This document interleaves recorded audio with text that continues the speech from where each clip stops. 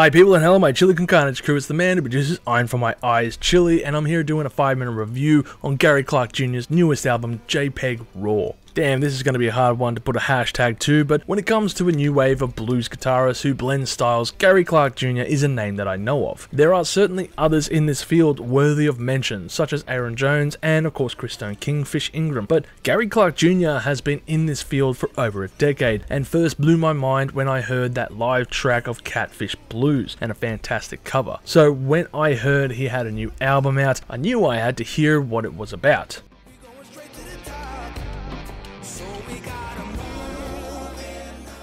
Which is the first track for this album and is Arabic for fate. Given the lyrics, the message is clear about learning to live with each other, and to add this to the song, I had to say I felt uneasy about it musically at first. It felt like Gary Clarke Jr. was aiming for some different sounds here, but one more focused on a pop direction, and it made me wonder, looking over the track listing with multiple guest appearances, would the sound be diluted to allow for all of these other musicians, or is Gary's music going to be the most prominent one on offer? After all, it has happened before, but the important question is, would it happen on this EP? And if the second track and title track for this record was anything to go by, then I would understand old school fans being worried. The song is intriguing for mixing a jazz kind of upright bass line with a smooth sounding track while rapping over the top, usually repeating the last words of the line, which quickly become annoying. It's also backed up by adding how his daughters ain't gonna shake hips to make tips, but no judgment if that's how you want to make money, despite giving an air of entitlement that says I'm better than you. It's just such an odd song and I can't really get behind it. So we are 2 songs deep and we are not off to a good start. Something needs to change, and quickly. Luckily Don't Start is up featuring Valerie June, and it is a decent track here that returns back to basics. Finally, something that doesn't overthink what it was about and just returns back to simple fusion rock music.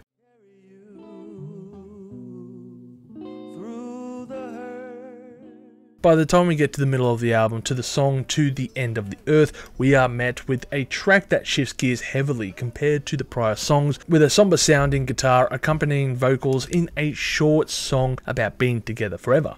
It's nice. I dig this tune, and the follow-up Alone Together featuring Keon Harold. This song feels like a down-tempo lo-fi blues piece that is just amazing. Now as far as guest spots go, there are 2 tracks with rock and roll royalty on them, as Stevie Wonder joins the foray for the song What About the Children, and George Clinton features on the song Funk With You. As far as Stevie Wonder's song goes, it's fine.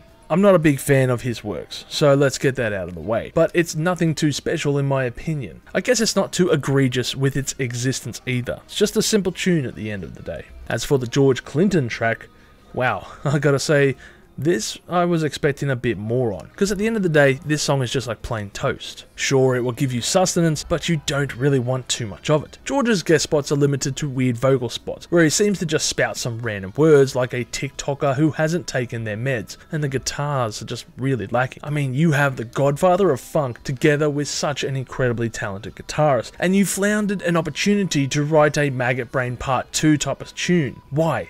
Just why? It's just frustrating and infuriating that this funk light material was the best thing they came up with together.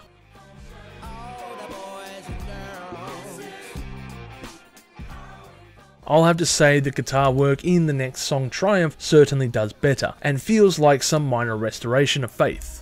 Lastly, we have the song Habits, which is meant to be this long 9-minute track, but doesn't flow well, instead feeling like a few loose jams cut and pasted together through some sloppy editing. The song is just too long for what it's worth, and given its runtime, I really wish this wasn't a detracting force for the song, because it had some real potential. But at the end of the day, it's too long to be a nice tune. Overall, I will give this album a score of 4 million chilies on the spicy scale, with my favourite tracks being Alone Together, Hearts in Retrograde, and Habits. Maybe this album was intended as something of an experiment, maybe it's his new direction, but I can say that this album is just missing a bit of soul in the musical sense and literally. Maybe on a live setting these songs could see some improvements, as Gary Clarke Jr. certainly puts on a great performance, but who knows, we'll have to wait for the tour to find out.